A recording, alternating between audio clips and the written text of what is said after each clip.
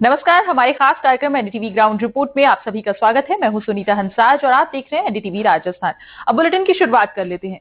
किसी बच्चे की मौत होना माता पिता के जीवन की सबसे दर्दनाक घटना होती है और ये घटना तब और तकलीफदेह बन जाती है जब किसी नवजात की मृत्यु हो जाए। भारत में शिशुओं की मौत का आंकड़ा ये बताता है कि इस ओर हमें और प्रयास करने की जरूरत है। बात राजस्थान की करें तो प्रदेश के डूंगरपुर में बीते एक साल में 300 से ज्यादा नवजात शिशुओं की मौत हो चुकी है।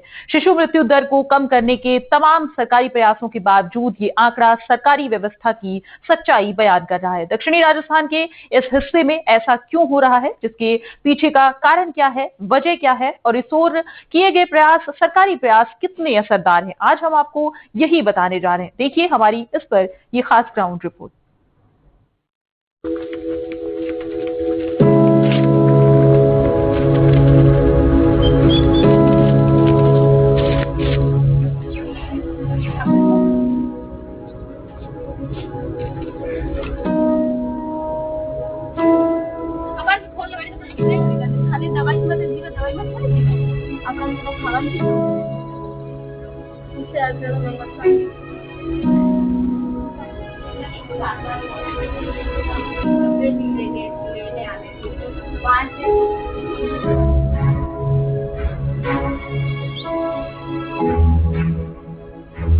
राजस्थान की राजधानी जयपुर से 500 किलोमीटर दूर डूंगरपुर राज्य के सबसे पिछड़े जिलों में आता है। आदिवासी अंचल के जिले में न तो लोगों में शिक्षा का प्रसार है और न ही रोजगार के बेहतर साधन। कई मानकों पर पिछड़ा ये जिला इन दिनों 300 से ज्यादा नवजातों की मृत्यु की वजह से खबरों में है।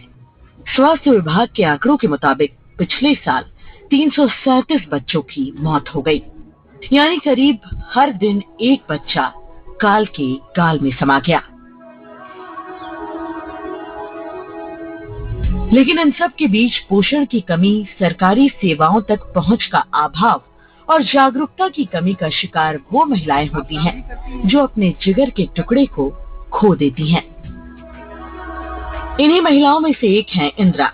इंदिरा डूंगरपुर जिला मुख्यालय से करीब 80 किलोमीटर दूर निठाउआ में रहती हैं।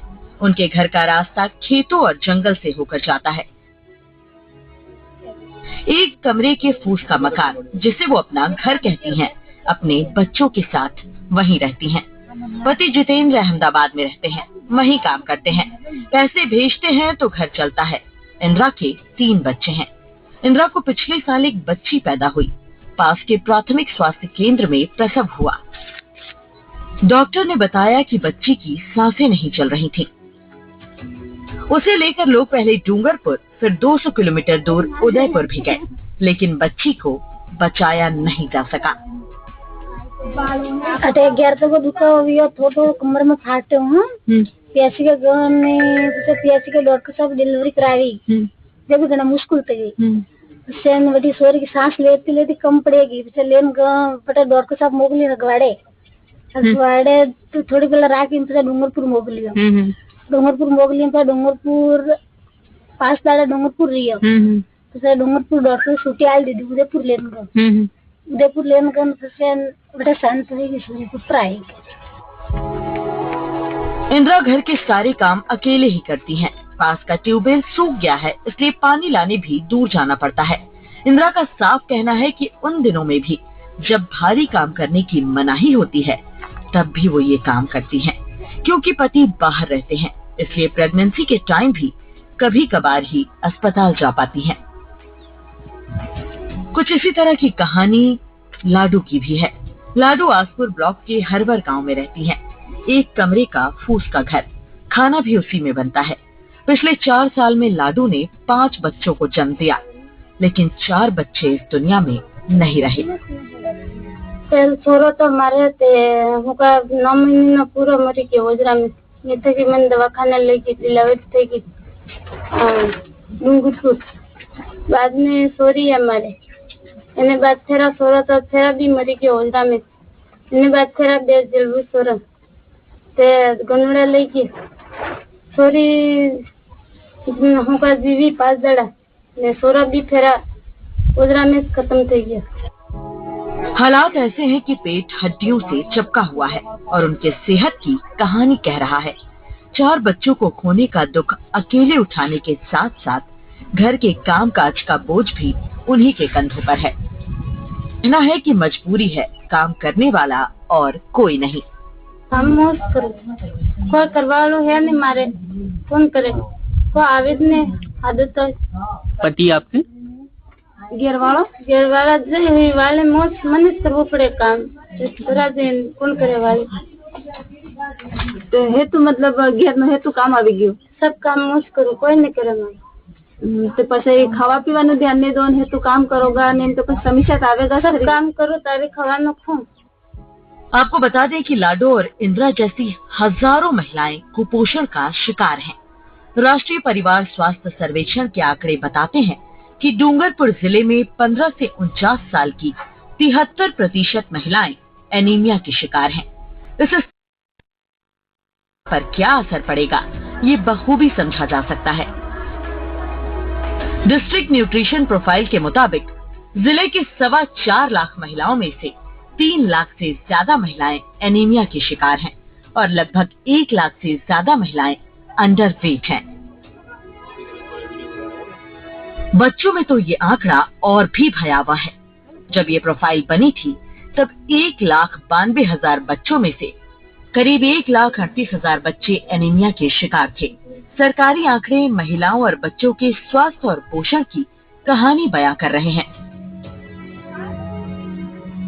इनके स्वास्थ्य और पोषण स्तर सुधारने की नजदीकी इकाई आंगनबाड़ी केंद्र है। इन केंद्रों के जरिए महिला एवं बाल विकास मंत्रालय की कई योजनाएं संचालित होती हैं, लेकिन जिले में मौजूद ये केंद्र खुद ही अपनी बदहाली का रोना रो रहे हैं।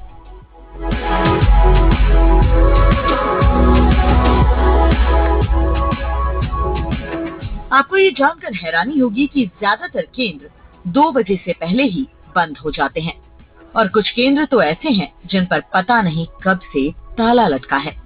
ताले पर लगे जंग को देखकर तो ऐसा लगता है कि महीनों से इन केंद्रों को खोला ही न गया हो, और जो केंद्र खुले दिखे वहाँ कोई बच्चा दिखाई नहीं दिया। बच्चे सब थे, सुबह में 16 बच्चे थे, पर मैं ये PMY का फॉर्म भर थी, महिला को बुलाया था यहाँ आंगनबाड़ी में, तो बच्चे चिल्ला रहे थे, मैं अकेली थी इसलिए मैंने बच्चों को भेज दिया। आप अकेली क्यों थी? साइका है यहाँ से, कई बार में मैं गई, यहाँ से सहयोग नहीं आई नहीं। कितने बच्चे रजिस्टर्ड हैं, क्योंकि कुर्सियां भी कम दिख रही हैं, आप बता रहे थे कि 23 हैं, बच्चे तो 23 थे। कितने आते हैं? 17, 18, 16 तक ये हो जाते हैं। इन आंगनबाड़ी केंद्रों से गर्भवती महिलाओं को पोषाहार दिया जाता है। टीकाकरण, बाल स्वास्थ्य एवं प्रसूता के स्वास्थ्य में इन केंद्रों की महत्वपूर्ण भूमिका होती है, लेकिन जिले में इन आंगनबाड़ी केंद्रों की स्थिति बद से बदतर है। जिले में 2117 आंगनबाड़ी केंद्र संचालित हैं। आपको बता दें कि इनमें से करीब आधे के पास ही विभागीय भवन है। 212 आंगनबाड़ी केंद्रों को मरम्मत की जरूरत है।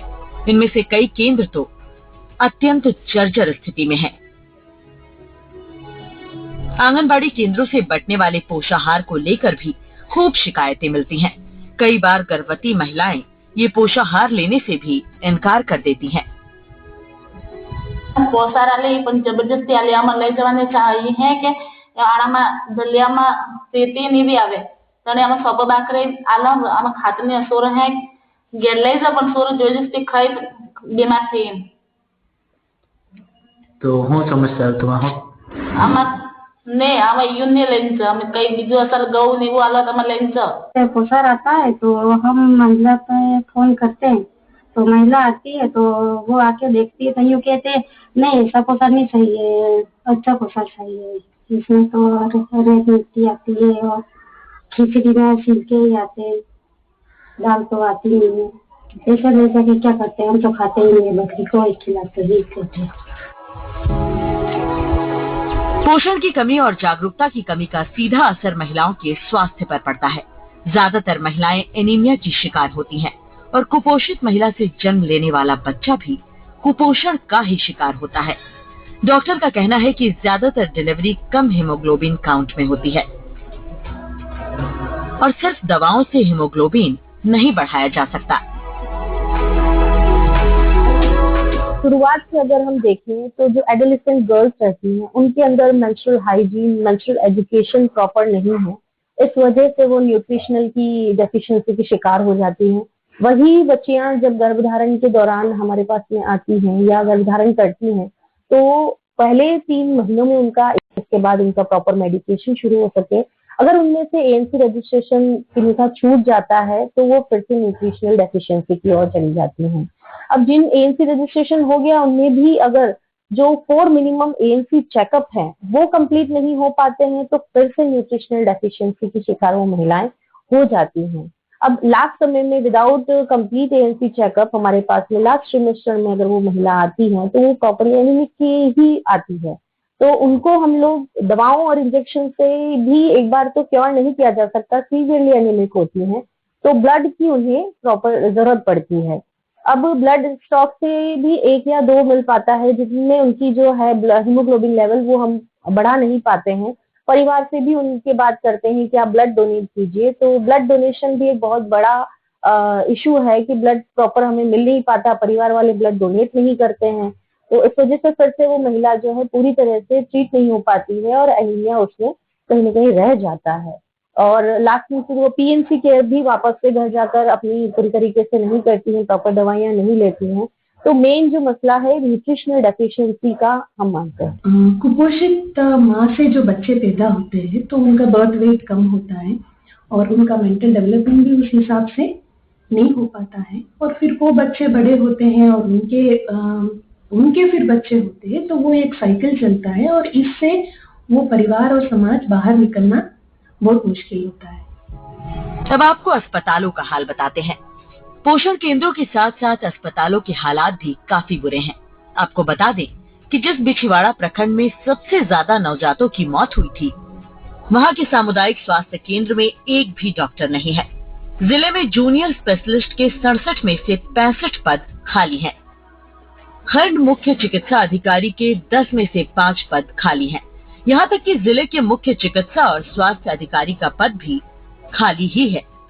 खुद स्वास्थ्य मंत्री गजेंद्र सिंह खींवसर भी चिकित्सा विभाग में कर्मचारियों की कमी को एक बड़ी चुनौती मानते हैं।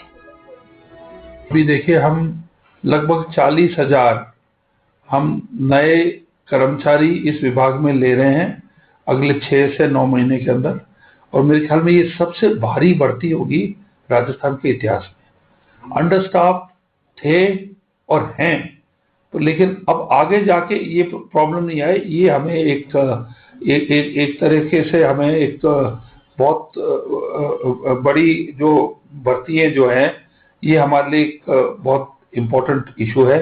और 6 से 9 महीने के बाद में मुझे लग रहा है कि ये विभाग के अंदर आपके वैकेंसीज कम रहेगी, और वैकेंसीज कम रहेगी तो लोगों की सेवा भी होगी।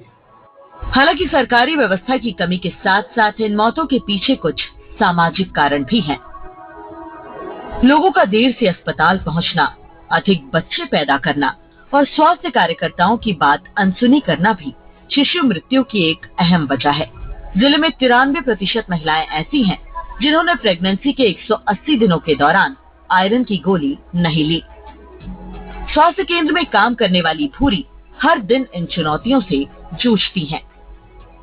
हम मतलब वैक्सीनेशन में जाते, फील्ड में जाते, तो इनकी क्या कि पहले जो भ्रांतियां हैं बूढ़ों में कि इनकी सास में है, ससुर है, कि कोई मतलब महिला, अब वाली महिला से मतलब वजन तोड़ने के लिए हम मना कहते हैं कि कोई समस्या आ जाएगी, इनसे मतलब कोई काम करवा रहे तो हल्का करवाओ, पानी जैसे ला रहे छोटा घड़ा लेके जाओ, मतलब 2-3 बार घूम जाओ, घूमने से कुछ नहीं होगा।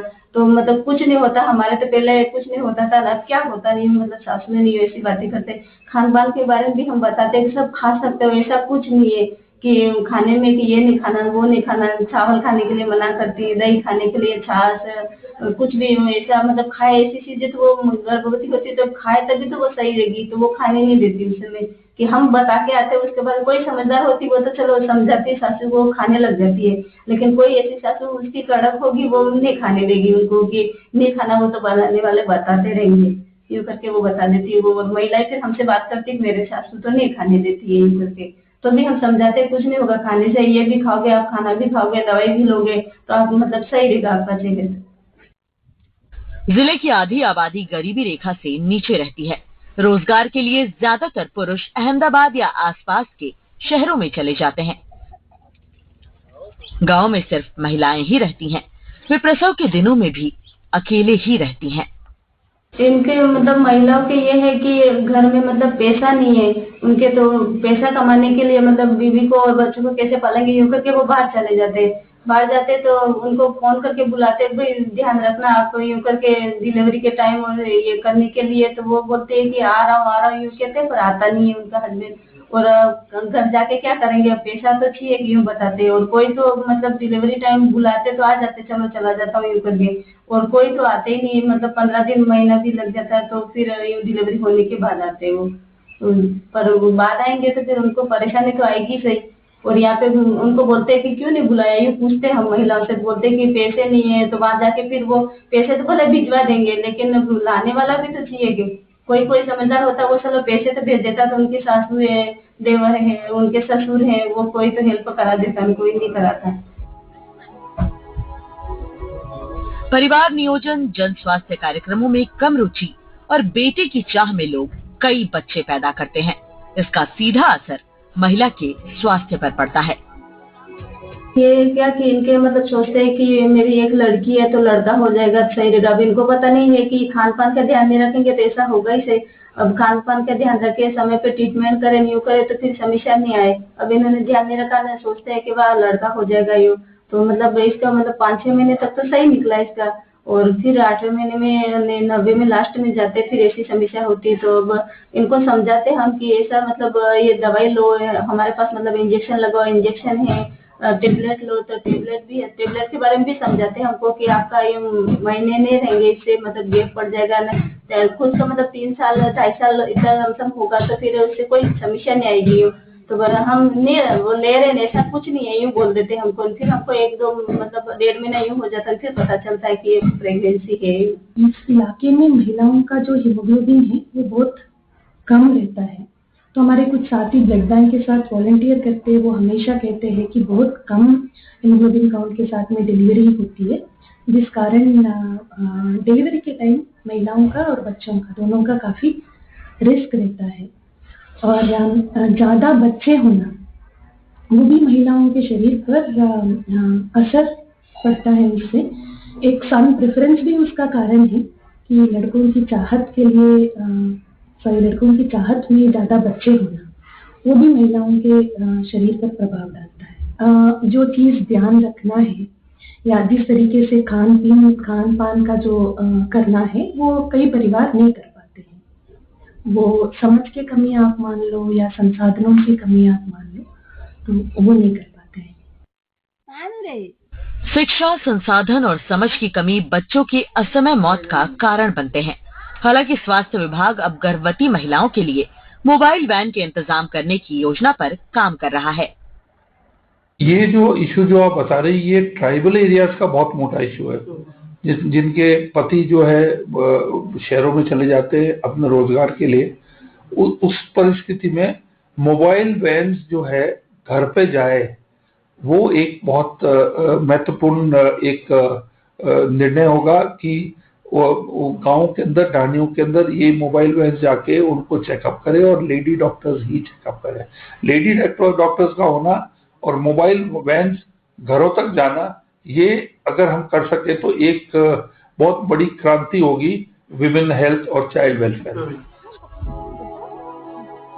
लोगों को इंतजार है कि ये सरकारी प्रयास जल्द से जल्द जमीन पर उतरे और किसी भी परिवार को माँ या बच्चे में से किसी एक को चुनने पर मजबूर न होना पड़े।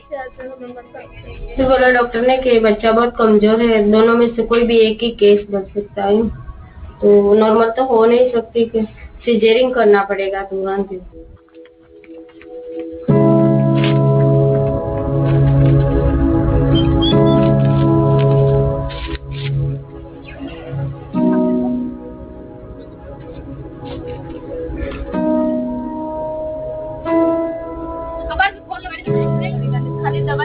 दवाई मत खरीदेगा, अपना नींबू खाना लेने